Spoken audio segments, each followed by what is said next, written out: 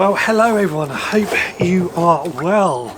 Now, with all the rain we've had over the last few weeks, it's easy to forget that just a few months ago we were going through a period of very dry weather where hosepipe bans were becoming quite common.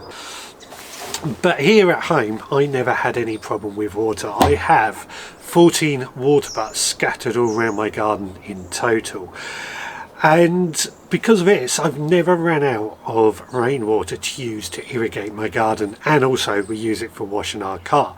I basically have water butts attached to every single downpipe that I possibly can have, be it my shed, my summer house, or even my wood store. But then I also had a few water butts that were scattered around the garden that weren't attached to any downpipes, and these I had to pump water to. Now I've just moved this water butt here alongside one of my beds, because what I'm hoping to do is have one water butt for each of my main beds here at home and set up some sort of irrigation system that doesn't require any moving parts. That's going to be a future project, but for now I'm just going to get this one filled up with some rainwater. And this is what I'm going to use to pump this water around. It's a water butt pump. I'm sure many of you have seen them, used them in the past. And all this does is it goes into the water butt. I'll attach a hose onto the connection and it pumps the water from the water butt to where I need it.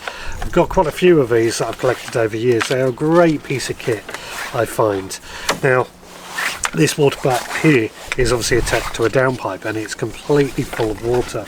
So by the time it's about half full, this will stop running because it's got an automatic float switch on it, and then that'll be it. That will do for the time being. Eventually more rain will come in pretty quickly at the moment and fill that water butt up, and we'll repeat it until all our water butts are full. This is just my way, I find, of making sure we always have plenty of water.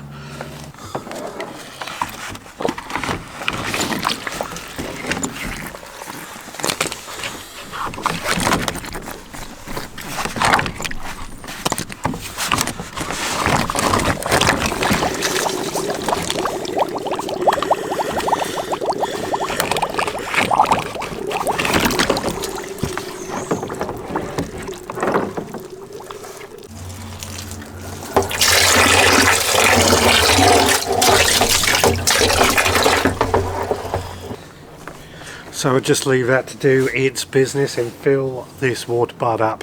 As I said, that small one won't fill this entire one up, but we've got so many other water butts that we can also use that it just ain't going to be a problem. And once rain comes again, we just get more and more rain. This is a great thing. It's a free resource that I feel as a gardeners we should be using more and more of. 14 might be a bit excessive, I don't know. How many water butts do you have? Let me know down in the comments down below.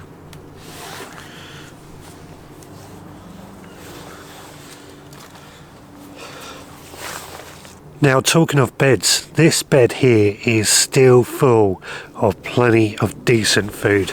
We've got this beautiful mustard, which basically I planted two plants. The variety is down on the screen, but I planted two plants about this time last year, and they grew and then they flowered and they put more of these plants all over the place, which I've been eating quite a bit this year, and it has gone down really well. And I'm hoping we're going to be able to keep it going. This bed is going to be the roots bed, so they may have to come out regardless and move them on to somewhere else. But I've been really impressed with this plant just for its self-seeding abilities. And then added to that, this is a perpetual spinach that has been growing for a couple of years now. It's a bit tatty around the edges, granted, but again, this is another plant that I'm absolutely blown away with how resilient it is growing, and it keeps coming back.